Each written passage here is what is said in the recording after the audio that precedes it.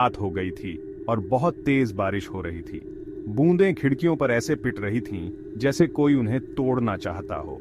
विशाल उस बड़े से घर में अकेला था। उसके मम्मी पापा गांव गए हुए थे।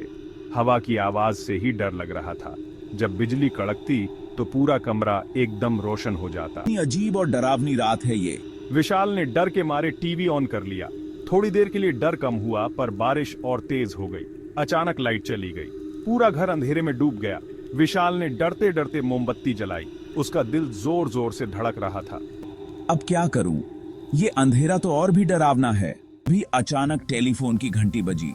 विशाल एकदम से चौंक गया। इतनी रात को कौन कॉल कर सकता था? उसने हिम्मत करके फोन उठाया। हेलो विशाल, तुम हो? कौन बोल रहा है? तुम दरवाजा मत खोलना। विशाल हैरान रह गया। उसने फिर पूछा, आप कौन हैं? क्या बोल रही हैं? तुम बस मेरी बात मानो, किसी को अंदर मत आने देना। और फोन कट गया। विशाल डर से कांप रहा था। विशाल ने फोन नीचे रख दिया। उसका मन बहुत घबराया हुआ था। उसने खिड़की से बाहर देखा। बारिश अभी भी बहुत तेज थी। उसे समझ नहीं आ रहा था कि क्या करे। क्या सच में कोई खतरा था या किसी ने मजाक किया था? ये सब क्या हो रहा है? क्या सच में कोई खतरा है? तभी फोन फिर से बज उठा। विशाल ने झटके से फोन उठाया। वही औरत थी।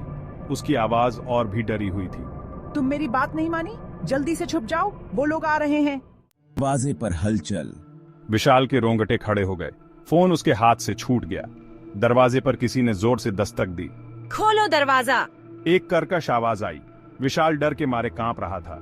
उसने दरवाजे के नीचे से झांकने की कोशिश की, पर अंधेरे में उसे कुछ दिखाई नहीं दिया। दस्तक और जोर से बजने लगी। दरवाजा हिलने लगा। विशाल को लगा कि अब दरवाजा टूट जाएगा। अचानक दस्तक बंद हो गई। विशाल ने चैन की सांस ली। फिर उसे बाहर गाड़ियों का शोर सुनाई दिया। उसने खिड़की से झांका तो देखा कि दो पुलिस वाले उसके घर की तरफ आ रहे हैं। विशाल ने तुरंत दरवाजा खोला। क्या आप विशाल हैं? हमें आपके घर से कई बार इमरजेंसी कॉल आई है। हाँ, लेकिन मैंने कोई कॉल नहीं की। अजीब है, हमें एक औरत ने कॉल की थी। उसने कहा था कि यहाँ कोई खतरे में है। मुझे भी एक अनजान नंबर से कॉल आई थी। पुलिस वालों ने कहा कि वे मामले की जांच करेंगे। पुलिस वाले चले गए, पर विशाल अब भी डरा हुआ था। अगर उसने कोई कॉल नहीं की थी तो फिर वो औरत कौन थी? और क्या सच में कोई खतरा था? ये सवाल उसके मन में गूंजते रहे। विशाल उस रात सो नहीं पाया। उस रात का रहस्य उसके साथ ही रह गया।